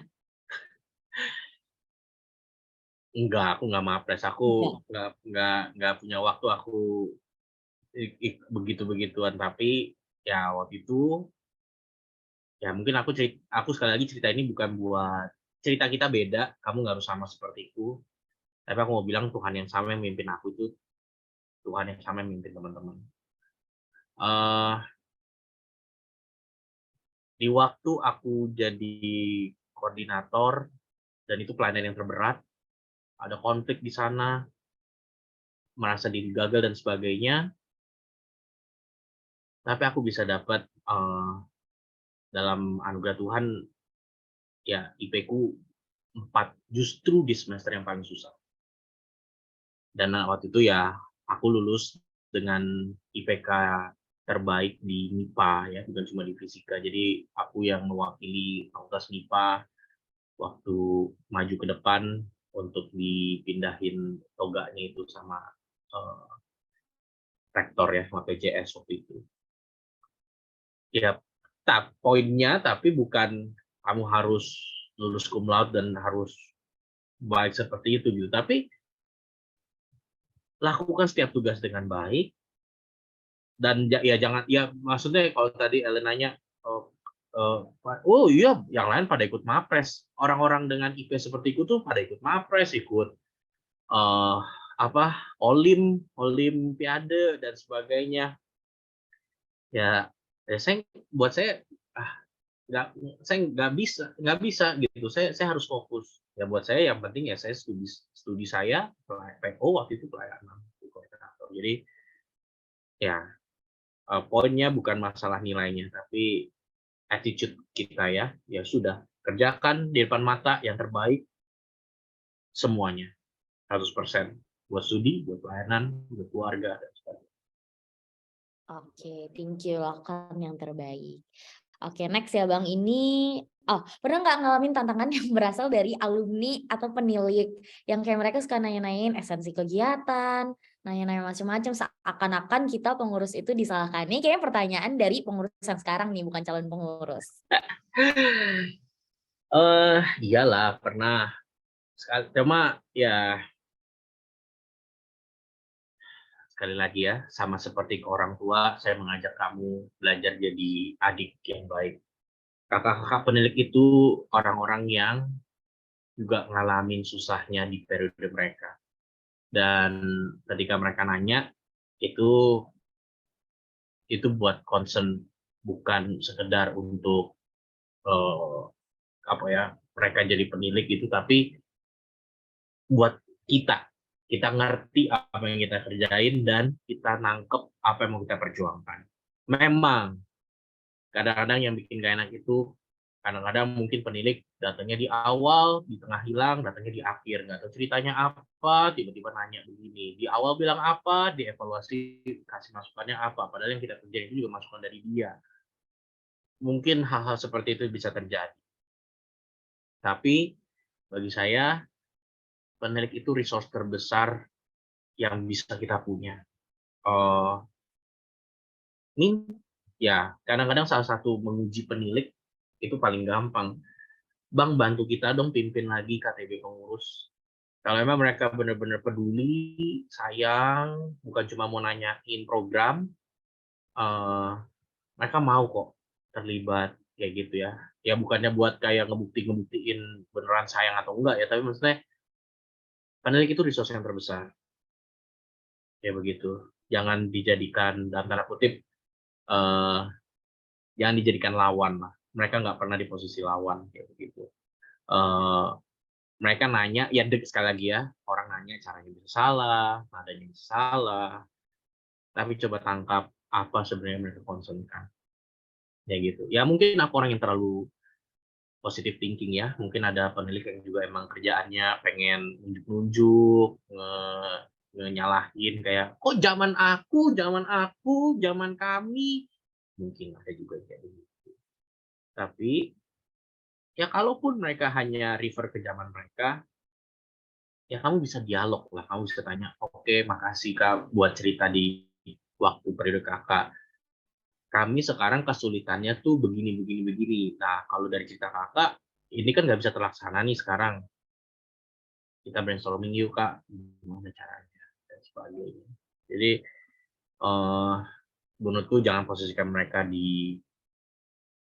jangan ragukan atau jangan khawatirkan mereka justru jadi orang yang menghalangi pelayanan, ya begitu. Oke, thank you Tufin ya, dan teman-teman yang lain. Lanjut Bang, boleh nggak sih jadi pengurus tapi merokok atau minum alkohol, takut dilihat buruk sama orang? Merokok dan minum alkohol bukan masalah dilihat buruk sama orang. Itu adalah bentuk kamu menjaga dirimu yang adalah pemberian Tuhan dan bait Allah kayak gitu. Tuhan peduli fisik dan jasmanimu sama seperti dia peduli dengan rohani dan jiwamu. Karena apa buktinya Tuhan peduli? Ya buktinya Natal ini gitu ya. Tuhan datang ke dalam dunia itu bukan jadi Casper yang melayang-layang, dia mengambil rupa manusia. Sebegitu berharganya tubuh manusia. Dia rela mengambil rupa seorang hamba manusia. Jadi bagiku permasalahan merokok, minum alkohol itu bukan sekedar masalah dilihat orang seperti apa. Kan bisa aja diganti ya. Boleh nggak sih jadi pengurus tapi merokok dan alkohol itu kan cuma satu yang bisa diganti. Tapi masih jatuh pornografi. Tapi pakai contekan, takut dilihat buruk sama orang. Kan kita nggak ngomongnya begitu ya, bukan sekedar dilihat buruk sama orang. Tapi itu bentuk kamu tahu Tuhan yang kamu sembah, Tuhan yang kamu arahkan orang datang kepadanya adalah Tuhan yang juga peduli bagaimana kamu menjaga kesehatanmu. Oh, kalau bahas rokok dan alkohol, aduh banyak lah, panjang KTB-ku, beberapa anak cowok juga. Dilarang nggak merokok di Alkitab? Kagak bang. Ya bener, nggak ada larangannya. Tapi menurut lu, apa yang lu cari dari rokok? Apa dampaknya? Kenapa lu merokok? Ceritanya apa? Bagaimana? Dan itu banyak cerita di awal. Dan bagi saya, ya ini sekali lagi ya pendapat pribadi, nggak serta-merta merokok, minum alkohol itu jadi satu ukuran ya. Sama kan? Boleh nggak sih jadi pengurus tapi tatoan? Nah, masalahnya, saya punya adik yang tatoan kayak Messi, setengah badan.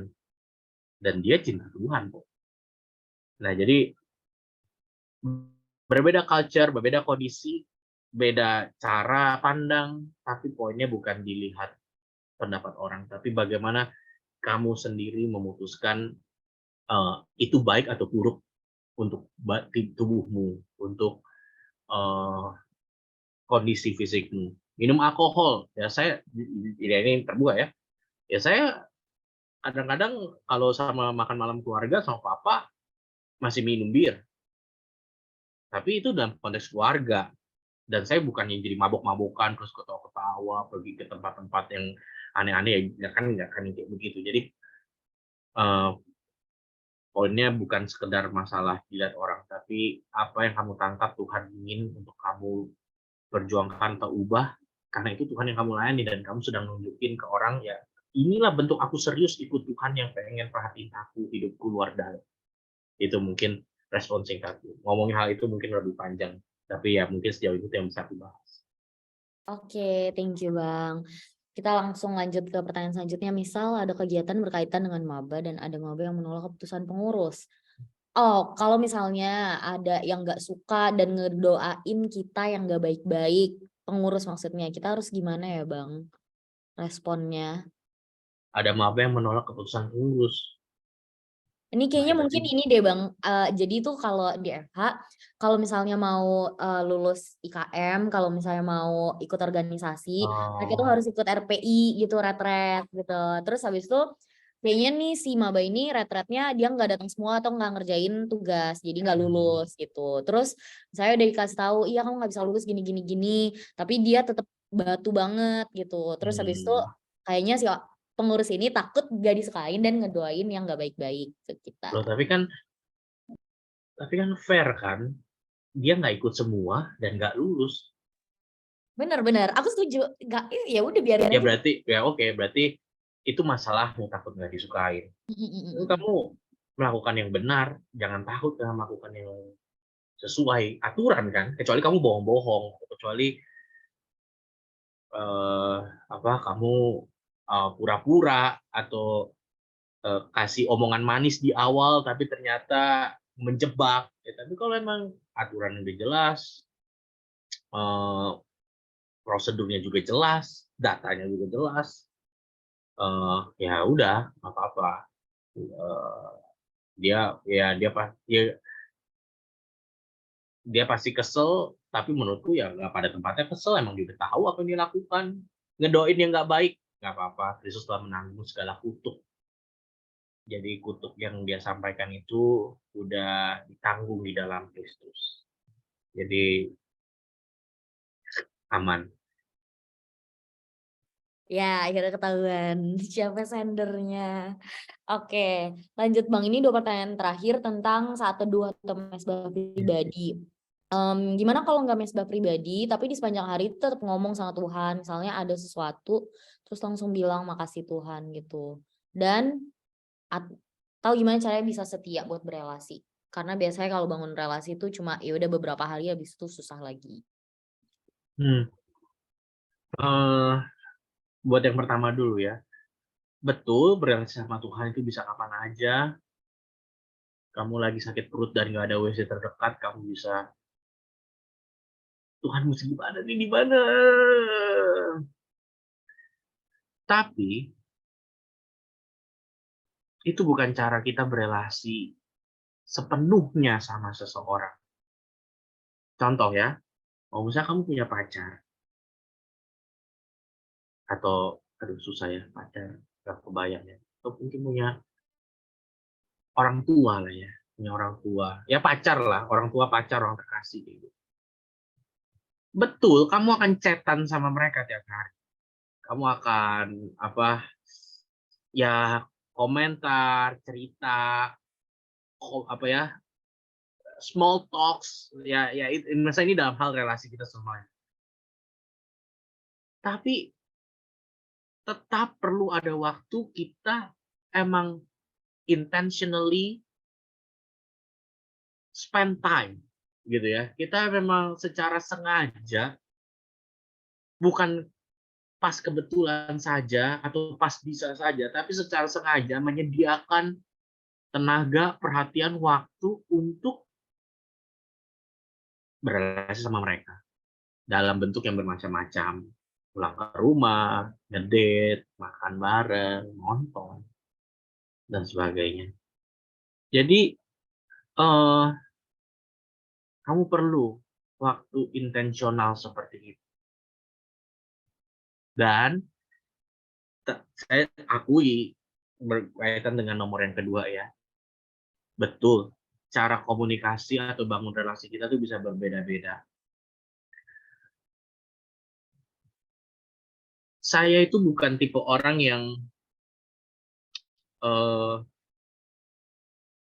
solitude gitu ya, berdiam diri, refleksi yang maksudnya refleksi diam, nggak ngapa-ngapain, diam, menenangkan pikiran, terus mengingat kejadian.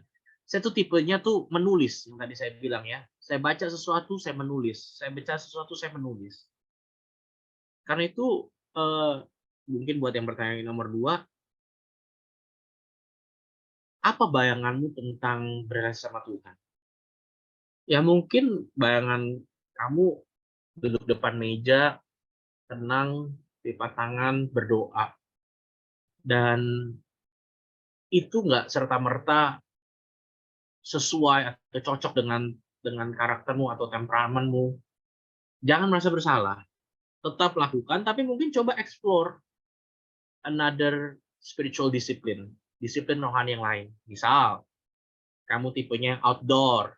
Kamu harus spend waktu, misalnya jalan pulang dari kuliah, atau kelilinglah di Taman Teletubbies itu. Untuk prayer walk mungkin, atau kamu duduk di tempat yang terbuka, tapi kamu bisa people watching, tapi sambil kamu baca saat teduh, kamu merenungkan firman, berdoa secara pribadi, nggak harus yang penting lipat tangan gitu, kamu cukup duduk, ngelihat ke atas, orang mungkin ngeliat kamu bengong, tapi sebenarnya kamu lagi berdoa, mungkin hal-hal seperti itu. Jadi, saya percaya Tuhan itu ngomong sama setiap kita. Ingat ya, God has started the conversation through His word and His grace. Melalui karunia-Nya dan melalui firman-Nya. Jadi, kalau mungkin memang satu disiplin atau satu cara itu nggak cocok, atau mungkin kamu ngerasa aku bukan tipe yang seperti itu, sehingga baru mulai dikit terus kayaknya kok nggak jalan lagi. Tapi kamu merasa kamu akan lebih excited menemukan tentang Tuhan dengan poetry, dengan bernyanyi, dengan nature gitu ya, keluar, itu juga karunia-Nya gitu loh. Itu juga through His grace. Tapi ya bukan hanya ya udah aku tipenya outdoor, aku tipenya nature, ya udah aku jalan keluar. Kamu cuma jalan doang, tapi kamu nggak diam untuk berdoa dan baca firman, itu cuma jogging, kayak begitu. Itu semua grace yang menolongmu masuk ke His word, kayak gitu.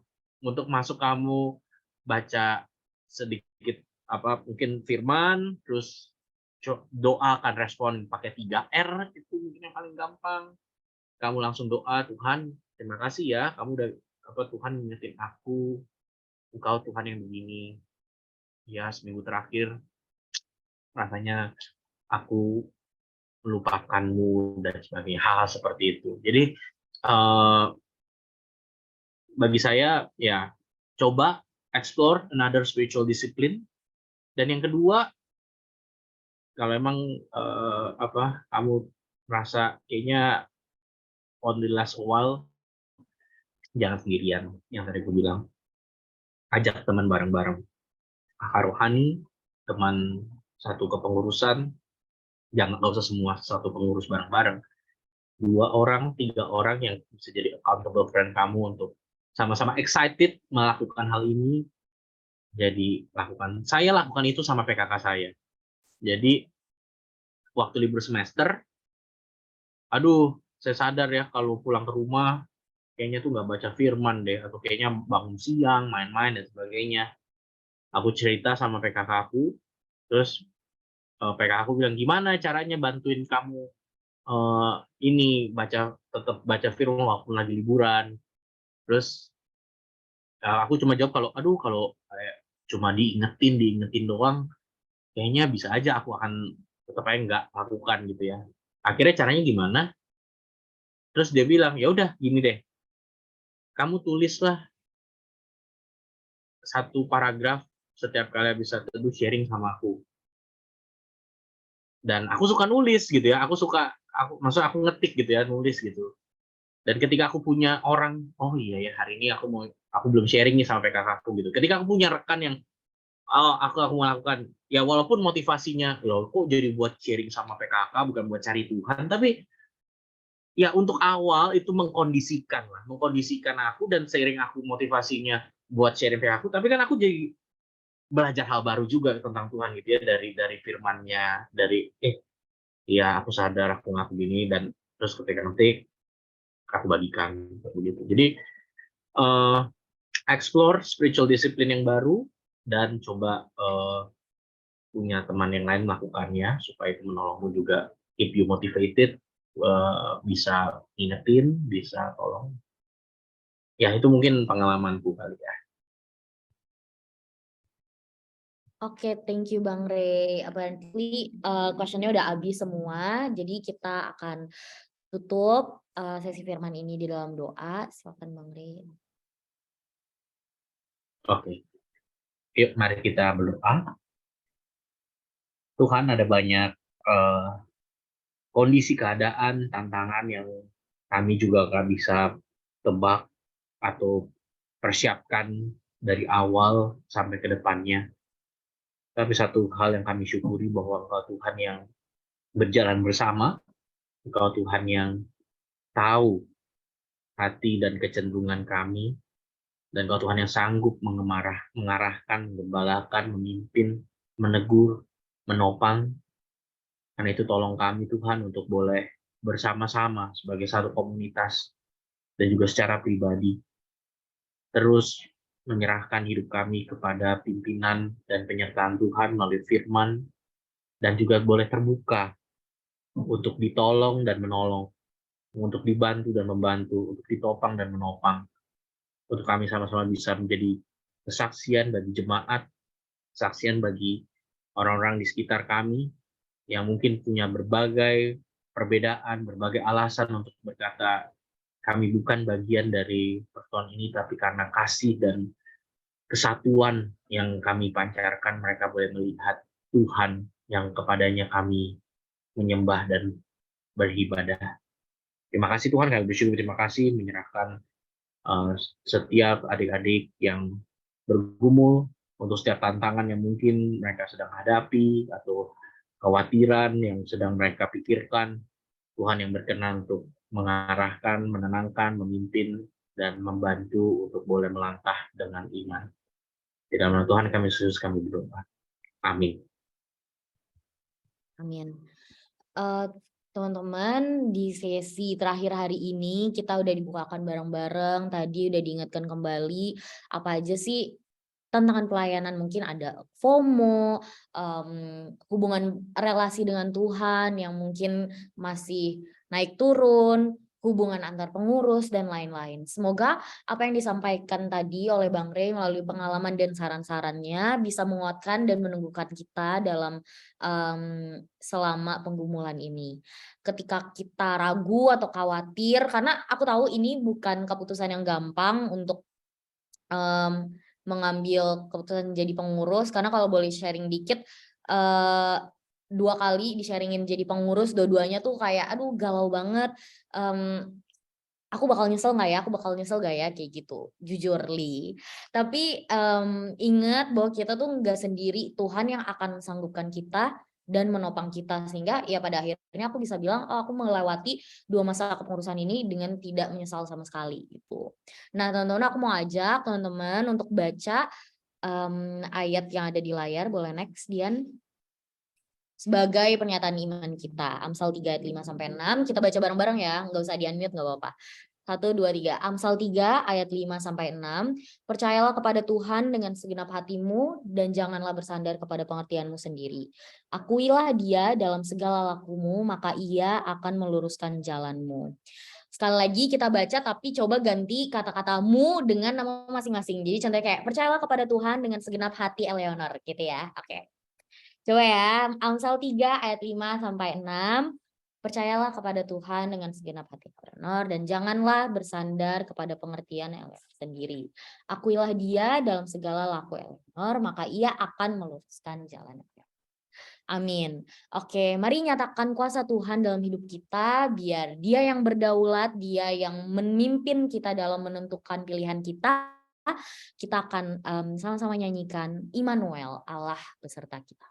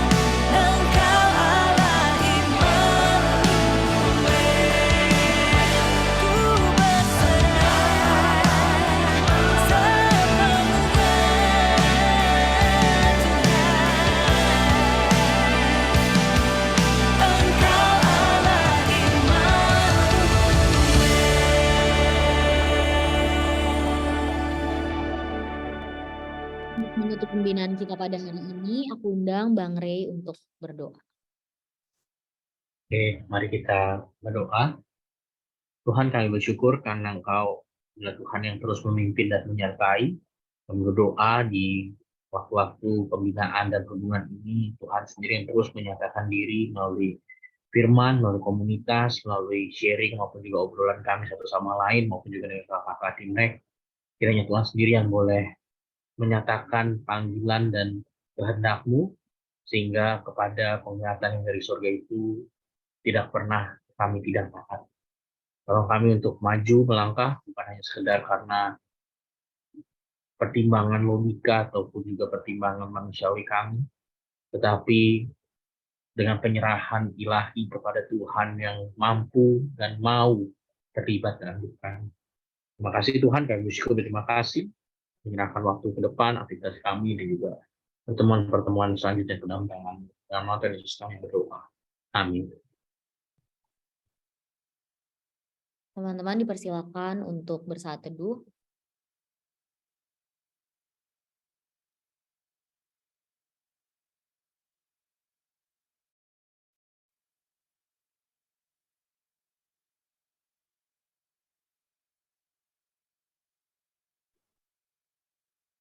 Oke, selamat sore semuanya. Udah jam 5 aja. Terima kasih banyak udah mengikuti pembinaan hari ini. Terima kasih khususnya kepada Bang Rey yang sudah membawakan 2 sesi hari ini, sangat memberkati kita semua, dan aku yakin bahwa kita yang ada di sini kembali dikuatkan, apalagi dalam pengumuman ini. Mungkin sebelum foto ada pengumuman sebentar. Next, Dian. Besok kita ada pembinaan lagi jam 3. Kita akan ada sharing. Pertama sharingnya itu tentang POFH. Jadi kita akan sama-sama lihat di POFH itu ada divisi apa aja sih, job desk-nya apa aja sih. Terus habis itu akan ada sharing pergumulan pribadi di dalam breakout room bersama kakak-kakak, abang mbak. Lalu nanti di jam 6 kita akan ada sesi mengenai kehendak Allah. Kita mau sama-sama mendengar dari Mbak Lydia Kori bagaimana kita bisa sensitif terhadap apa yang Tuhan mau dalam hidup kita. Besok ya. Sampai ketemu besok. Sebelumnya yuk kita berfoto dulu. Yuk on cam. Ayo on cam, semangat besok terakhir. Semangat, ini cepet loh. Ntar habis itu Januari ke jalan-jalan ya Mbak Ele ya. Kemana nih? Puncak kah? Yuk ke puncak. Ayo kita ke puncak. Ayo on cam. On cam dong semua. Ayo Yudit. Oh, Yanin kayaknya udah mau pergi nih. Lihat-lihat. Ke gereja. Ayo Yudit. Father, Jelin, Regina, Jonah. Cantik kali Yudit kulit lihat ini. Udah Si siap Yudit, pulang dia. Dia mau siap-siap pulang gitu dia. Oh kirain udah di rumah. Belum ya, baru mau pulang. Grace, Patricia Hasian, dan Regina Mutiara. Ivanda. Aduh berisik kali. Oke, foto ya kita ya. Maaf. Oke. 1, 2, 3. Oke, sekali lagi. 1, 2, 3. Oke, terima kasih semuanya. Sampai ketemu besok. Tuhan memberkati. Jaga kesehatan. Bye. Dadah, makasih teman-teman. Bye-bye. Jangan